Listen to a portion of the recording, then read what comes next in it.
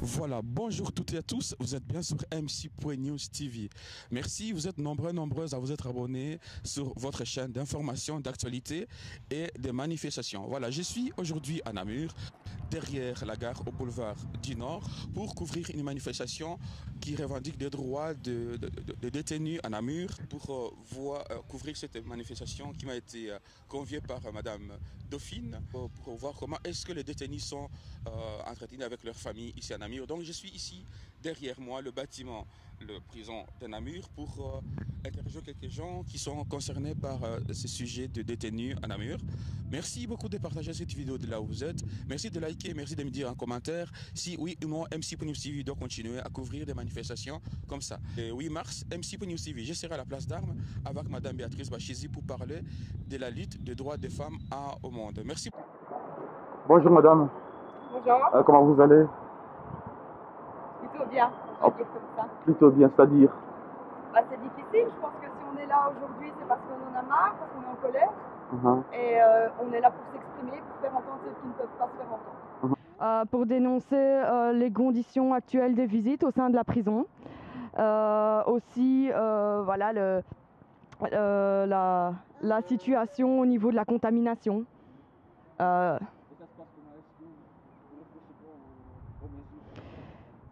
Disons que ce qu'on reproche, c'est que nous, ça fait des mois qu'on n'a pas touché nos compagnons, que ce soit famille, conjointe, enfants, sous prétexte qu'on pourrait contaminer. Chose qu'on peut comprendre, les mesures sanitaires sont les mêmes pour tout le monde. Cependant, les gardiens, eux, ne respectent pas les conditions sanitaires, d'où le fait que maintenant, il y a 50% de la prison qui sont contaminés par le coronavirus. La dernière fois que mon fils a vu son papa, donc c'était au mois d'octobre, il pleurait à la jambe de son papa, il tirait sur son pantalon pour que son papa le prenne. Cependant, il n'y avait pas le droit. Donc mon compagnon était très ému, vous vous doutez bien. Et lorsque mon compagnon devait retourner en cellule, les gardiens sont venus à 4 le chercher, sans masque, sans gants. Et on lui fait une poignée de main. Comment voulez-vous que j'explique à mon fils que lui n'a pas le droit à un câlin, lui qui en a tant besoin, alors que des étrangers ont le droit, eux, par contre, de serrer la main de son papa. Oui. Et aujourd'hui, vous demandez quoi clairement que les conditions des visites soient revues.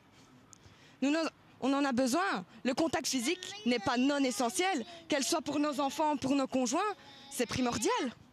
Je suis désolée. Aller voir une personne, un enfant, aller voir son papa derrière un plexiglas et rester assis sans ne rien faire, que voulez-vous que je fasse? C'est la raison pour laquelle il n'y va plus depuis le mois d'octobre. Il n'a plus vu son papa. Pour le moment, je le fais garder le temps que je travaille.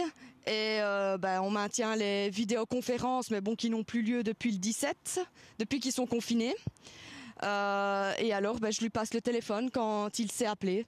Et je mets le haut-parleur pour qu'il puisse discuter. Voilà, bonjour monsieur. Bonjour. Voilà, je vous vois ici à la prison de Namur. Expliquez-moi pourquoi vous êtes là portant des pancartes, pourquoi? Mais donc ici aujourd'hui on est là en soutien avec tous les détenus confinés. Donc la prison de Namur vient de rentrer en gros confinement donc il y a quelques jours, et donc ça veut dire que les détenus sont 24 heures sur 24 en cellule, pas de préau, pas de douche, pas de visite. Et donc d'un côté on est là vraiment en soutien aux détenus, et de l'autre on est là pour dénoncer en fait l'incohérence de la politique et aussi tout ce qu'on permet aux agents pénitentiaires, qui pour nous est vraiment à la base de la contamination aujourd'hui à Namur. Et depuis combien de temps qu'ils sont en confinement comme ça Alors je pense que c'est depuis mardi. Depuis mardi qu'ils sont rentrés, sans visite et sans voir la famille. Il faut savoir que depuis le début des confinements, donc maintenant ça va faire 1 an, les visites sont majoritairement interdites, où il y a eu des retours parfois des visites, mais toujours derrière un plexiglas. Et vous demandez quoi ici? Donc nous, ce qu'on demande, on est un collectif qui vient aujourd'hui devant Namur, mais on est aussi devant d'autres prisons, et on soutient avec tous les détenus de Belgique. Et donc ce qu'on demande, premièrement, pour moi, le plus important, c'est la concertation obligatoire des détenus et de leurs familles. À savoir que pour nous, si ça avait eu lieu, on ne serait pas une situation comme ça aujourd'hui, où on n'écoute que les agents, on les laisse tout faire. Et ensuite, on demande aussi des libérations, une amélioration des conditions, et une cohérence des mesures sanitaires, un retour des aménagements de peine. Au milieu pénitentiaire. Mesures se doit immédiat pour pouvoir réagir à la situation particulière d'aujourd'hui et pérenne dans le temps, pour rendre la prison moins violente en tout temps. Droit inconditionnel aux visites, nous revendiquons un droit aux visites inconditionnelles. Si ce droit peut tenir compte de réglementations raisonnables, les visites ne peuvent jamais être suspendues totalement.